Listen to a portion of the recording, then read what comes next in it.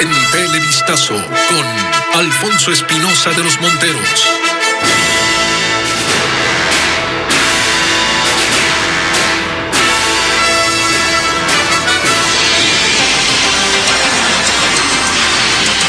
Sin resultados concretos terminó el encuentro entre el gobierno y delegados de la CONAIE. El procurador Íñigo Salvador y el superintendente de compañías, Víctor Anchundia, afrontan pedidos de juicio político en la Asamblea. Jorge Yunda no podrá participar en las próximas elecciones.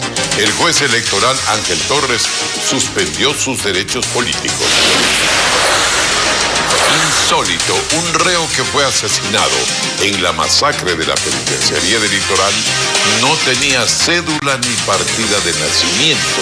Los familiares piden a las autoridades que les entreguen sus restos. Más de 7 horas sin WhatsApp, Facebook e Instagram. El sistema de estas redes sociales presentó fallas a nivel mundial y es hasta ahora el apagón tecnológico más largo de estas plataformas.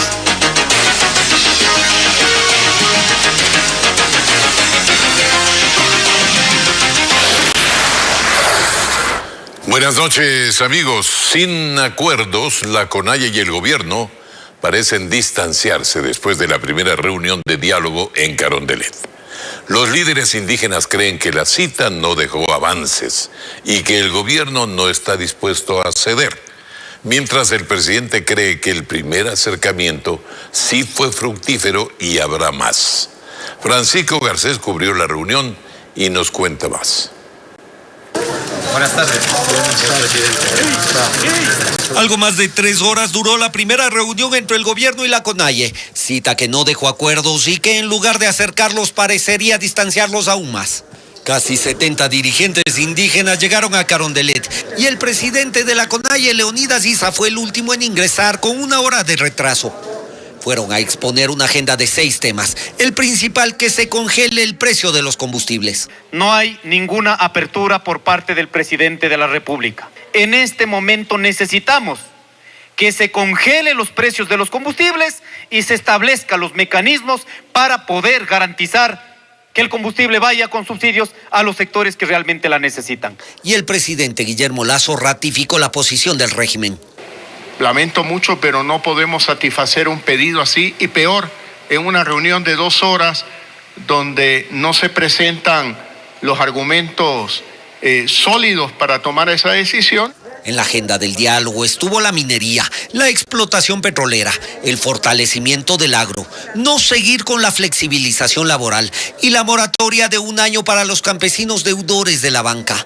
Lasso dijo estar de acuerdo con varios de los puntos planteados. Coincidimos en que el sector agropecuario es el sector que más empleo genera para el país. Máximo desde el 1 de enero del próximo año pondremos a funcionar el mecanismo de créditos al 1%. No estamos de acuerdo con la minería de cielo abierto y además nos hemos comprometido con la consulta previa vinculante. Sin embargo, la CONAIE salió de la cita afirmando que la posición del régimen es otra y que por eso no se llegó a acuerdo alguno. Para poder dar una respuesta, en este caso al presidente de la República, inmediatamente convocamos a la Asamblea, al Consejo Ampliado de la CONAIE y daremos a conocer al país y al gobierno nacional. Y al interior de la CONAIE también hay desacuerdos. Los delegados de la costa protestaron por la actitud del presidente de la organización y dijeron que se les quiso excluir de las conversaciones. Que existe un proyecto político desde la CONAIE que hay que reformarlo. Nosotros como costa sí nos sentimos marginados por la CONAIE. Así se cerró el primer intento del diálogo, en el que el gobierno insistirá y la CONAIE lo evaluará.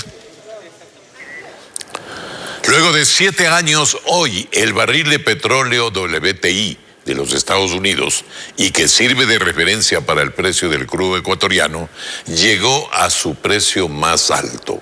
Se trata de $78, lo que significa que se generan más ingresos para el presupuesto estatal. $78 el barril. Sin embargo, provocará un incremento en el costo de los combustibles en Ecuador. Juan Carlos Aizprúa con esta noticia. no es solo el precio más alto de 2021, sino también el más alto desde el año 2014. El último día de septiembre cerró con un precio internacional del barril de petróleo, WTI de los Estados Unidos, de $75, mientras que este lunes 4 de octubre se ubicó en casi $78. Los expertos afirman que hay varias razones. Que la reactivación económica del mundo es mayor a lo esperado, a lo presupuestado. Entonces, como hay una mayor dinámica mundial, hay un mayor consumo de energía y por eso es que hay una mayor demanda de energía en general. En un país como Ecuador, donde un porcentaje importante de los ingresos del Estado se sostienen del petróleo, la noticia de un incremento en su precio es positiva. Es simplemente un recurso adicional que te va a ayudar a achicar el tamaño del déficit fiscal, a achicar la necesidad de ir por financiamiento. Inclusive el gobierno podría decir a achicar la necesidad de tener que pedir una reforma tributaria con la misma urgencia. Sin embargo, no todo es color de rosa, al menos para el bolsillo de los ecuatorianos, pues a medida que sube el precio del crudo, sube el costo de sus derivados. Por ejemplo, el galón del diésel, que en mayo de 2020 estaba en $1, ahora cuesta $1.65, es decir, un aumento del 65%. Esa parte es la difícil porque le toca al gobierno quizás ahí tomar una decisión política. El gobierno también podría revisar el ajuste mensual. O sea, ya no el 5% mensual de ajuste en las gasolinas, sino un 1%, y lo mismo en el diésel, ya no el 3% de ajuste mensual, sino el 1%. Inversionistas y expertos internacionales en el sector petrolero consideran que hasta finales de año el precio del barril del crudo podría ser entre $90 y $100. La segunda vicepresidenta de la Asamblea, Bella Jiménez, debe ser destituida por gestionar cargos públicos. Esa es la recomendación del informe preliminar de la Comisión de Ética que investigó el caso. El documento definitivo será aprobado el próximo miércoles. Veamos. El desenlace del caso Bella Jiménez en la Asamblea se acerca. Este lunes el presidente del Comité de Ética, que investigó las denuncias de presuntos cobros irregulares y gestión de cargos públicos en contra de la segunda vicepresidenta de la Asamblea, reveló su recomendación final. La destitución y poniendo a consideración de los miembros del Comité de Ética para que ellos puedan revisar. Hay pruebas que se han presentado por los depósitos que se ha discutido. Hay pruebas que ha hecho transferencias, ha habido certificaciones bancarias. La investigación tardó más de un mes. Jiménez, ex militante de Izquierda Democrática, fue denunciada por presuntos cobros ilegales a una ex colaboradora de su despacho, quien dio su versión ante la Comisión de Ética. Es que Bellita tiene hoy la cirugía estética. El 4 de mayo le entregué el cheque por $2.500. Sobre estos hechos, según el legislador denunciante, existen varias evidencias y pruebas. Audios, se encontraron chats, se encontraron una transferencia, lo cual nosotros a través de un peritaje, el audio, realmente se configuró o se supo que era la voz de la asambleísta Bella Jiménez. Gestionar cargos públicos, eso expresamente está impedido por la Constitución y la ley. Pienso yo que va a ser destituida por la Asamblea Nacional. Este lunes Bella Jiménez no acudió a su oficina en la Asamblea y será el Pleno el que decida su futuro. Para que los 137 asambleístas puedan debatir, discutir sobre ese informe que recomienda el Comité de Ética de la Asamblea Nacional. Para que Jiménez sea destituida, se requieren 92 votos. Y antes que ello ocurra, en el Parlamento ya se analizan nombres para reemplazarla en la vicepresidencia. Veamos un insólito caso. Familiares de uno de los reclusos asesinados en la masacre en la penitenciaría del Litoral aseguran que estaba detenido, pero no tenía cédula de identidad, es decir, no tenía identificación. Nunca había sido inscrito en el registro civil. Ahora piden ayuda para reconocerlo y retirar su cuerpo. William Young con esta noticia. Tatiana lleva varios días tratando de retirar el cuerpo de uno de los reos asesinados en la penitenciaría y aunque suene irreal, dijo que no puede retirar sus restos porque su familiar estaba recluido sin tener documentos de identidad. Él no está inscrito, él no tiene cédula y no podemos retirar el cadáver. Que puedan dar la orden para poder inscribirlo porque es una inscripción tardía. El chico tiene 34 años y él nunca ha sido inscrito. Criminalística confirmó que hasta ahora, de los 119 asesinados el pasado martes, han reconocido a 107 reclusos. 12 aún no han podido ser identificados por el estado de descomposición en el que fueron hallados y 93 cadáveres ya fueron entregados a sus familiares. El director técnico científico de la policía explicó que el reconocimiento total podría tardar hasta 40 días. El que estamos al momento aplicando es antropología y posterior, si esa no nos da resultados, nos vamos a ir al cotejo de perfil genético o ADN, como se lo conoce comúnmente. Aunque algunos familiares aceleran los trámites para que sus parientes puedan salir en libertad. Yo lo necesito, que me ayude, son 3 semanas que le falten, no quisiera tener ese dolor como lo tienen muchas madres que han perdido a sus hijos. Mientras tanto, en varios pabellones de la cárcel regional parecería que son los reos los que aún tienen el control. En estas imágenes vimos a reclusos recorriendo los techos sin ningún problema, libres de controles, como si estuvieran vigilando desde esos puntos el movimiento de los demás pabellones. Esto pese a que a pocos metros están las torres de control policial. Algunos en hamacas y otros con teléfonos celulares enviando y recibiendo mensajes. Todo esto mientras militares y policías mantienen su presencia en este complejo carcelario, en medio de un estado de excepción. Actualmente hay alrededor de 5.000 trámites represados de prelibertad que los presos que cumplirían con los requisitos para salir de la cárcel. Sin embargo, a nivel nacional tan solo hay 14 jueces penitenciarios. El presidente de la Corte Nacional de Justicia plantea soluciones frente al hacinamiento y la grave crisis penitenciaria. Jacqueline Rodas con el tema. Una de las múltiples causas de la crisis penitenciaria es el hacinamiento. En las cárceles del país hay 10.300 presos por sobre la capacidad del sistema. El gobierno planteó liberar a quienes cumplan con los requisitos para acceder a beneficios como la prelibertad, pero el presidente de la Corte Nacional de Justicia, Iván Saquicela, explica que hay trabas que lo impiden. Una buena parte que está contribuyendo penosamente al hacinamiento es de que no se logran hacer de forma eficiente los trámites y resolución de los llamados beneficios penitenciarios. Aproximadamente son 5.000 expedientes en todo el país que tienen un retraso. ¿Esto por qué? Hay un número de jueces que no alcanza para hacer el trabajo. En Guayas, que es la provincia con más personas privadas de libertad, alrededor de 15.000, tan solo hay 5 jueces penitenciarios. Le sigue Pichincha con 4 jueces, Manabí con 3 y Azuay con 2 jueces penitenciarios. Es decir, que a nivel nacional solo hay 14 jueces para tramitar beneficios de ley que permitirían salir de prisión a ciertos internos. Saquicela cree que se necesita al menos el triple. A esto se suma que los presos no tienen acceso a asesoría legal para emprender el proceso y deben esperar demasiado tiempo por informes y certificados para el trámite. No es posible que se siga tramitando a través de un expediente físico y una carpeta. Tenemos que modernizar. Tiene que existir un sistema informático. En segundo lugar, nombrar más jueces de garantías penitenciarias. Los penales, el Consejo de Judicatura debería resolver para que ellos tengan esa competencia, al menos por un tiempo, para poder solventar la crisis. Esta y otras propuestas elaboradas por varios organismos del sector justicia fueron entregadas por Iván Saquicela al presidente de la República para que se exponga en el Consejo de Seguridad Pública del Estado, COSEPE.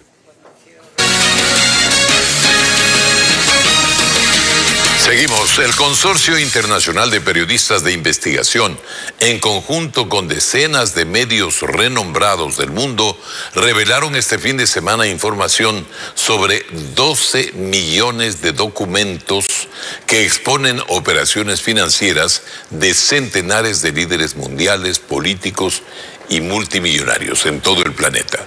Se trata de fortunas manejadas a través de paraísos fiscales y transacciones ocultas para evadir impuestos. Los llamados ahora Pandora Papers son considerados la mayor filtración de documentos financieros de la historia. Un paraíso fiscal es un territorio en el que es fácil crear empresas, pero difícil identificar a sus propietarios. Además, los impuestos a esas compañías son muy bajos o nulos. Ahí se puede proteger dinero y otros activos, pero también ocultar fortunas de origen ilícito. Y según el Fondo Monetario Internacional, la evasión de impuestos bordearía los 600.000 millones de dólares anuales. Y los Pandora Papers han llegado para revelar ese complejo entramado de compañías, fortunas y negocios. Son 12 millones de documentos de 14 empresas de servicios financieros en Islas Vírgenes Británicas, Panamá, Belice, Chipre, Emiratos Árabes Unidos, Singapur y Suiza, por ejemplo. De ahí se conoce el gasto de 95 millones de dólares en un par de propiedades del rey de Jordania en Estados Unidos y en Reino Unido. También una compañía no declarada del primer ministro de República Checa para comprar casas en Francia. O la vinculación del presidente de Rusia, Vladimir Putin, con activos secretos en Mónaco. También se menciona a personajes como el ex primer ministro británico Tony Blair, el entrenador español Josep Guardiola o Shakira y Elton John, así como los expresidentes de Colombia, César Gaviria y Andrés Pastrana, y de Perú, Pedro Pablo Kuczynski, pero también a presidentes latinoamericanos en ejercicio de funciones, Sebastián Piñera de Chile o Luis Abinader de República Dominicana. Nombres que aparecen entre 12 millones de documentos de esta investigación que se suma a la de los papeles de Panamá revelados en 2016. Y en esta investigación periodística se afirma que el hoy presidente Guillermo Lasso tuvo participación en al menos 14 sociedades domiciliadas en paraísos fiscales. Por su parte, el mandatario señala que no ha cometido ninguna ilegalidad y que no está inmerso en prohibición alguna para ejercer su cargo. Escuchemos. La investigación global que coordinó el Consorcio Internacional de Periodistas de Investigación y que en Ecuador fue manejada por Diario El Universo refiere a 29.000 cuentas en paraísos fiscales. Entre los nombres está el del presidente Guillermo Lasso. Antes de ser candidato a la presidencia de la República en el 2017, Lasso se deshizo de sus bienes que se encontraban en 14 sociedades constituidas en paraísos offshore. La investigación señala que 11 de ellas están inactivas y en las otras Lasso afirma no tener ninguna relación o beneficio. La acción de Lasso respondió a que el correísmo impulsó en el 2017 una ley para prohibir que los candidatos de elección popular y los servidores públicos tuvieran bienes o capitales en paraísos fiscales. Luego de eso, Lasso se retira de la participación de las sociedades offshore y las acciones de estas sociedades disueltas se trasladaron a 2 fideicomisos en Dakota del Sur, Liberty Trust y Breton Trust. Los documentos filtrados indican también que Guillermo Lasso fue cliente de Trident Trust, una empresa suiza que es una de las mayores proveedoras de entidades offshore del mundo. En relación a lo publicado, el presidente de la República emitió un comunicado en el que señala, entre otras cosas, lo siguiente: que cumple con la ley que prohíbe a los candidatos de elección popular y a los servidores públicos tener propiedades en paraísos fiscales, que la mayoría de las sociedades mencionadas fueron legalmente disueltas en el pasado y con aquellas que tuvieran existencia no tiene relación, que todos sus ingresos han sido declarados y han pagado los impuestos correspondientes en Ecuador, habiéndose convertido en uno de los mayores contribuyentes a título personal del país, que todas las inversiones que realizó en Ecuador y en el exterior siempre estuvieron dentro del marco de la ley.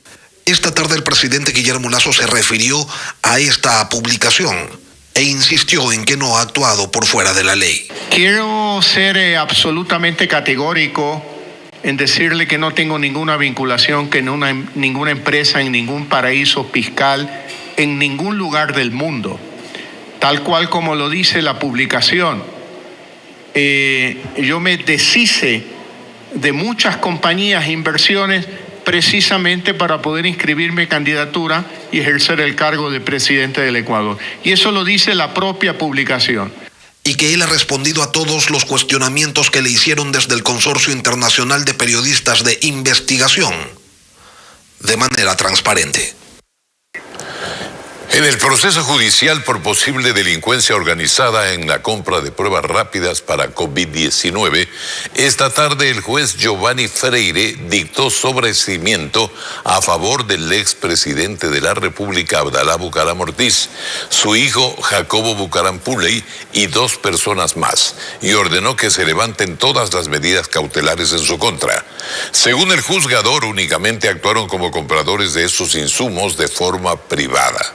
La fiscal del caso anunció que apelará de otro lado si se llamó a juicio al israelí Sheinman Oren, a su pareja Orieta Marengo, quien está prófuga, y al ex agente de tránsito Leandro Berrones.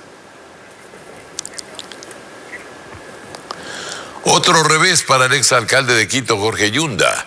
El juez Ángel Torres lo declara responsable de infracción electoral muy grave. Suspende sus derechos políticos por 3 años y le impone una multa. Además, destituye a 2 jueces que en su momento le restituyeron el cargo de alcalde. Conozcamos más con Jacqueline Rodas.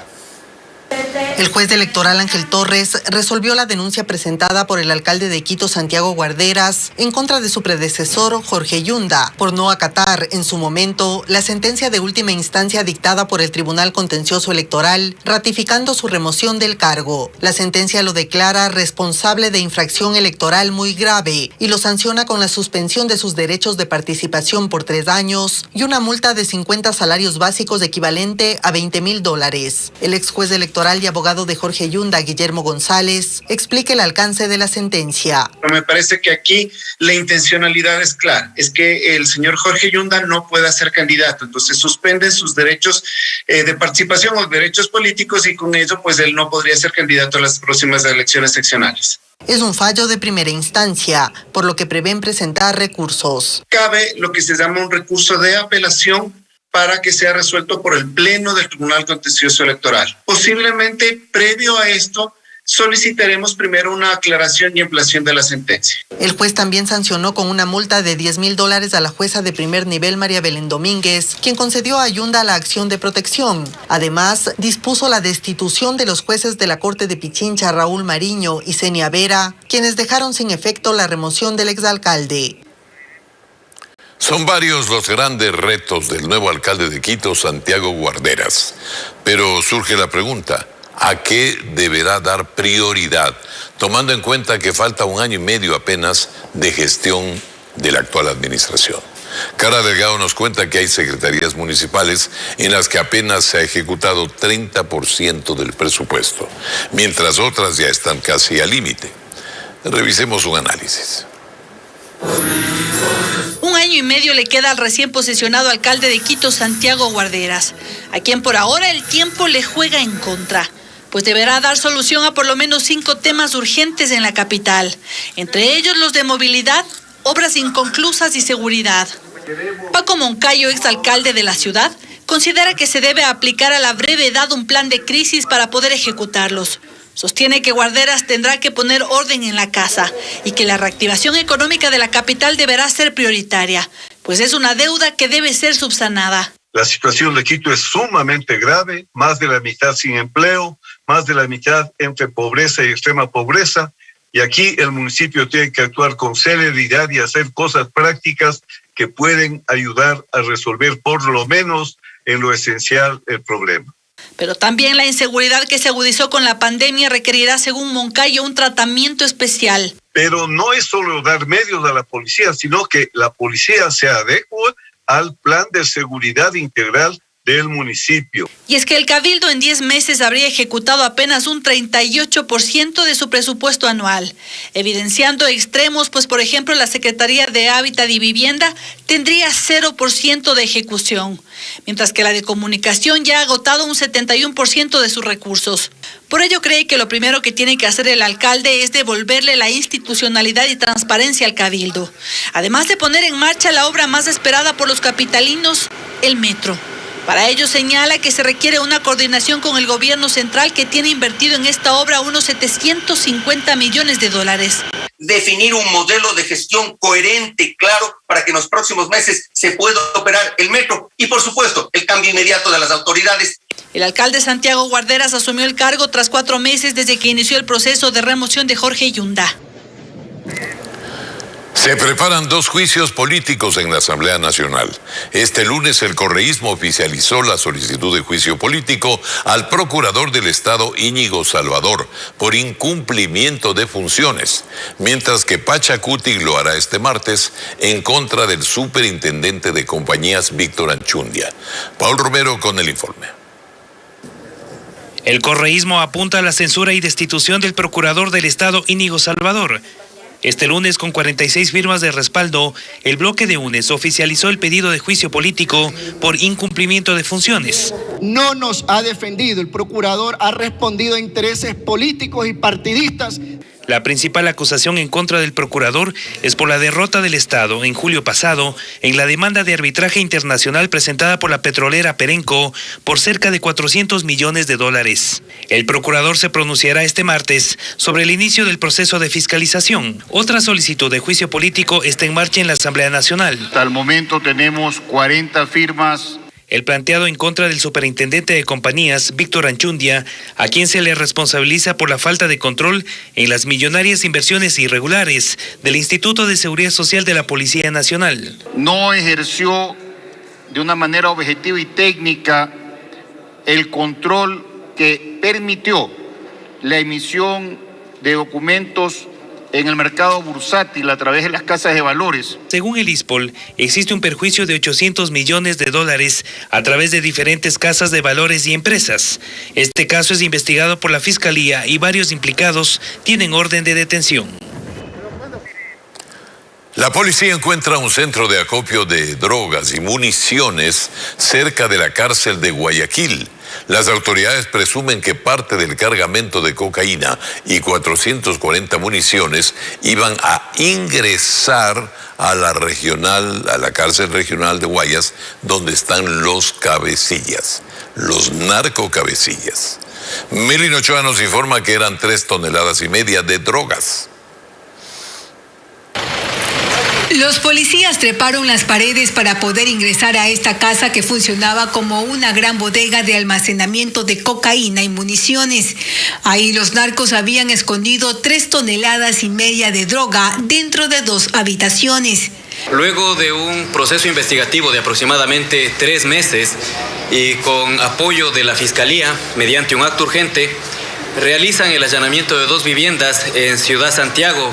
Los agentes de la unidad de puertos encontraron el cargamento dentro de 33 maletas y 73 cajas de cartón. Los 3.500 bloques de cocaína tenían varios logotipos, por lo que se cree que el cargamento pertenece a 7 narcorredes internacionales. La policía presume que este cargamento iba a salir por uno de los puertos de Guayaquil. Se cree que el destino final era una terminal en Europa, por lo que el costo de esta cocaína es de casi $187 millones. Pero uno de estos indicios es las maletas tipo tulas utilizadas para el gancho ciego, que son utilizadas para ingresar sustancias sujetas a fiscalizaciones a contenedores de exportación. Dentro de una urbanización privada que está aproximadamente a 10 cuadras del complejo carcelario de Guayaquil, no solo tenía el cargamento, sino que también desde esta vivienda se pretendía ingresar droga y 440 municiones de fusiles hasta la cárcel donde están los cabecillas de las organizaciones narcocriminales. Teníamos información, iba a ser ingresado a estas instalaciones, como es la regional, para ser utilizado en el lugar. No hay detenidos, pero en Guayaquil, en menos de 48 horas, la policía decomisó 6 toneladas de cocaína destinadas a cárteles que operan en Centroamérica y Europa. El robo a personas es una forma de delito que va en aumento en el país. Guayas lidera las estadísticas con el mayor número de denuncias. La mañana de este lunes, un asalto y balacera generó zozobra en el centro de Guayaquil. 4 delincuentes que iban en una moto se enfrentaron a policías que custodiaban la zona. Una comerciante informal que laboraba en el sector resultó herida. Nos informa Bessie Granja. Un asalto y una balacera causaron terror esta mañana entre comerciantes, transeúntes y trabajadores, que se concentran en las calles Pedro Carbo y Luque, una de las principales zonas del centro de Guayaquil, donde se ubican una agencia bancaria y varios negocios de comida. Según versiones policiales, 4 sacapintas que se movilizaban en 2 motos llegaron al sitio. 2 de ellos se bajaron y trataron de llevarse la cartera de una mujer y la mochila de un hombre que estaban haciendo la fila para ingresar al banco. Un policía encubierto que custodiaba el sector se percató de lo ocurrido e impidió la acción de los delincuentes, originándose un enfrentamiento. Ellos disparan en contra del servidor policial. Él también repele la situación. Las autoridades informaron que la persona que resultó herida durante esta balacera fue trasladada hasta un hospital donde recibe atención médica. Se trata de una comerciante informal que vende pulseras en una esquina de este sector. La bala afectó su hombro derecho, como podemos observar en estas imágenes captadas por videoaficionados. Actualmente ella permanece en un hospital público y según la policía su estado de salud es estable. Los últimos hechos que han sido expuestos en cámaras de videovigilancia y las cifras oficiales revelan que en el país existe un incremento del delito de robo a personas bajo la modalidad de sacapintas. A escala nacional se registran 13.842 casos. De este total, Guayas concentra más del 40% de las denuncias, con 5.560 casos. Luego le sigue Pichincha con 3.239 casos. En Guayaquil, la policía está a la espera de las imágenes captadas por la cámara de videovigilancia del ECU 911 para identificar a los sospechosos de este asalto.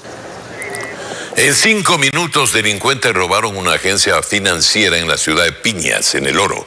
Los 9 asaltantes huyeron con el botín a bordo de una camioneta que habría sido reportada también como robada hace meses.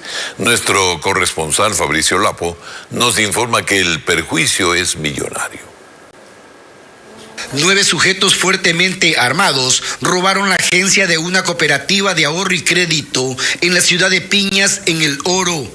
El atraco se registró la tarde de este domingo y según las primeras investigaciones, los delincuentes encapuchados llegaron a bordo de una camioneta, amenazaron al personal, exigieron el dinero de la caja y sustrajeron los celulares. Todo eso en 5 minutos aproximadamente. Juan Carlos Jaramillo, gerente de la entidad, sostuvo que los sospechosos se llevaron varios miles de dólares. Nosotros igualmente contamos, como ustedes pueden ver, con guardia de seguridad, cámaras de seguridad, botones de pánico y todo, pero ¿qué podemos hacer ante 9 individuos, en este caso fuertemente armados, ¿no? Luego del atraco, los hombres realizaron varios disparos y golpearon a las personas. Cámaras de seguridad del sector captaron cómo huyeron en un vehículo negro que fue encontrado horas después por la policía. Tanto los 2 patrulleros como las 6 unidades motorizadas que se encontraban circulando por todo el cantón Piñas, se pudo localizar este vehículo, que ya fue previamente levantado los indicios que nos pueden a la final ayudar también con la información precisa acerca de los ocupantes. Los agentes revelaron que en la camioneta que habría sido robada hace 2 meses en El Guabo se encontraron vestimentas y huellas dactilares de 4 personas. Los peritos de criminalística de la Policía Nacional trabajan en jornadas extendidas para poder identificar los cadáveres de los reos asesinados en la cárcel de Guayaquil. La cantidad de cuerpos hace que en Quito los especialistas también analicen los restos a través de varias técnicas para reconocerlos. Carla Delgado fue hasta el laboratorio de criminalística y nos cuenta cuáles son. El estado en el que quedaron decenas de cadáveres de los internos de la penitenciaría del Litoral hace complejo el trabajo de los peritos de criminalística. Sin embargo, su experticia ha logrado que 107 de los 119 sean identificados. La cantidad de cuerpos hizo que el personal de Quito también se sume a esta tarea. En efecto, si yo tengo desmembramientos de brazos, de piernas, tengo que certificar de manera técnica y científica que esas extremidades le pertenecen a determinada persona. Para este trabajo se utilizan al menos 3 técnicas, una de ellas mediante reconocimiento facial que toma como referencia los datos biométricos, entre ellos fotografías. Ya cuando tenemos 2 imágenes hacemos unas medidas de punto a punto, puede ser del iris del ojo al otro ojo, ya cuando las imágenes están sobrepuestas. Y tiene que coincidir en las medidas. El tiempo que les toma reconocer los cuerpos depende de la condición de cada uno de ellos. En promedio 1 hora. Sin embargo, la tarea se complica si han sido calcinados o desmembrados. Tomamos muestras, por ejemplo, de sangre, Se toman muestras de elementos pilosos, puede ser de cabello si es que aún lo mantiene. Verificamos muestras dentales. En otro de los departamentos de laboratorio, en cambio, se hacen identificaciones mediante la técnica necrodactilar, en las que deben coincidir al menos 12 puntos para dar con la identidad de la persona. 200 peritos participan en el reconocimiento de más de 100 cuerpos de los reos de la cárcel del Litoral. Se espera que en los próximos días concluya el reconocimiento faltante para la entrega de los cuerpos a sus familiares. Bueno, vamos a despedirnos, amigos. Hemos empezado una semana. Seguiremos mañana con todos los temas de actualidad en nuestras emisiones en Ecuavisa. Buenas noches.